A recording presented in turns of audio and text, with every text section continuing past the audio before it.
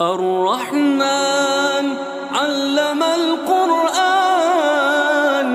خلق الإنسان علمه البيان.